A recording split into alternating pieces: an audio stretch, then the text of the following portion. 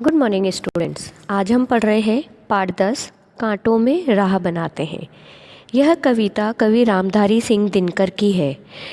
कवि कविता के माध्यम से शूरवीरों के गुणों का वर्णन कर रहे हैं।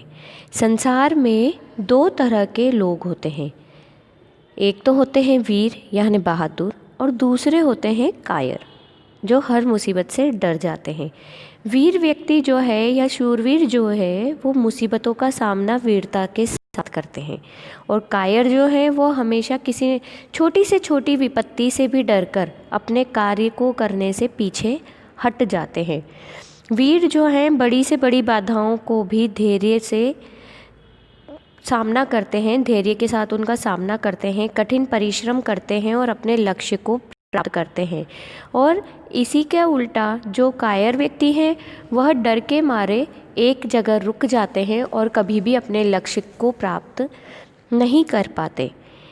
इस कविता के अंतर्गत हमें ऐसे ही परिश्रमी और साहसी व्यक्तियों के बारे में बताया गया है कि किस प्रकार वह हर परिस्थिति में अपना रास्ता बनाते हैं। कितनी ही बाधाएं आ जाएं, वह बिना विचलित हुए, बिना परेशान हुए अपना कार्य निरंतर करते रहते हैं। और इस कविता के माध्यम से कवि ने भी आप सभी बच्चों को संकट की स्थिति में न घबराने की सलाह दी है कि बिना घबराए आप अपना काम किए जाओ, आपको एक न एक दिन सफलता जरूर मिलेगी। सच है विपत्ति जब आती है कायर को ही दहलाती है। सूरमा नहीं विचलित होते, क्षण एक नहीं धीरज खोते। कविता के माध्यम से कवि ने कहा है कि वाकई में जब कोई भी विपत्ति आती है तो जो कायर व्यक्ति है, जो डरपोक है, वही विचलित होते हैं, अपना स्थान खोते हैं।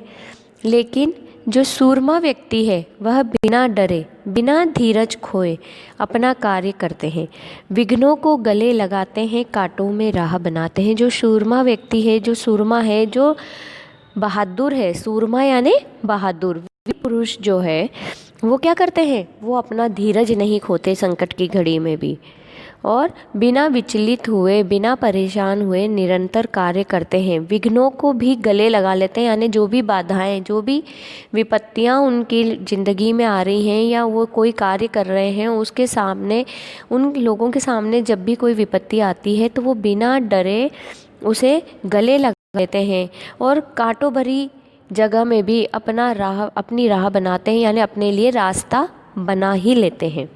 हे कौन विघ्न ऐसा जग में, टिक सके आदमी के मग में। खम ठोंक ले ठेलता है जब नर, पर्वत के जाते पांव उखड़। मानव जो जब जोर लगाता है, पत्थर पानी बन जाता है। कवि कहना चाहते हैं कि ऐसा कौन सा विघ्न है जो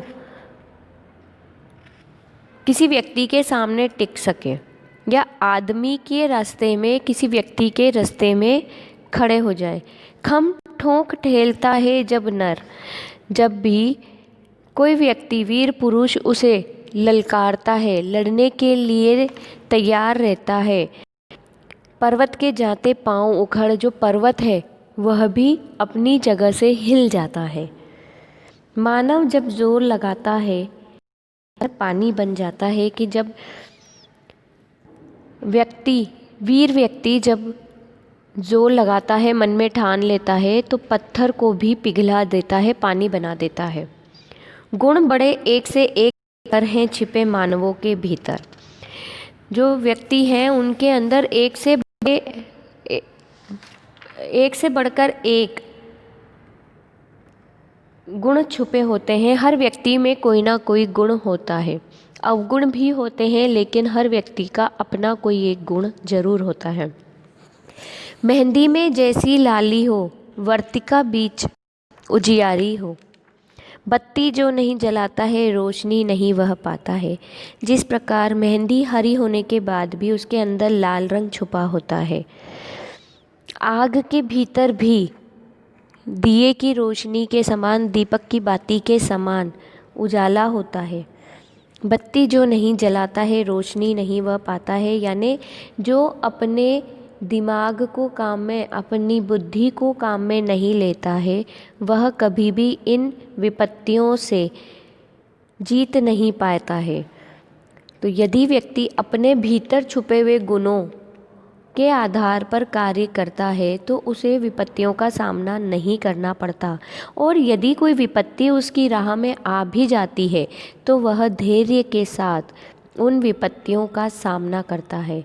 परंतु यदि कायर व्यक्ति होगा तो वह अपनी राह बदल लेगा, लेकिन विपत्तियों का सामना नहीं करेगा, और इस कारण से कभी भी कायर व्यक्ति को उसका लक्ष्य प्राप्त नहीं होता है।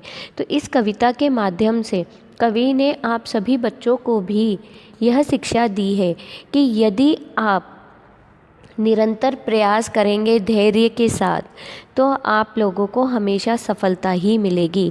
यदि आप छोटी छोटी मुसीबतों से डर कर बैठ जाएंगे तो आप अपने जीवन में कभी भी सफल नहीं बन पाओगे।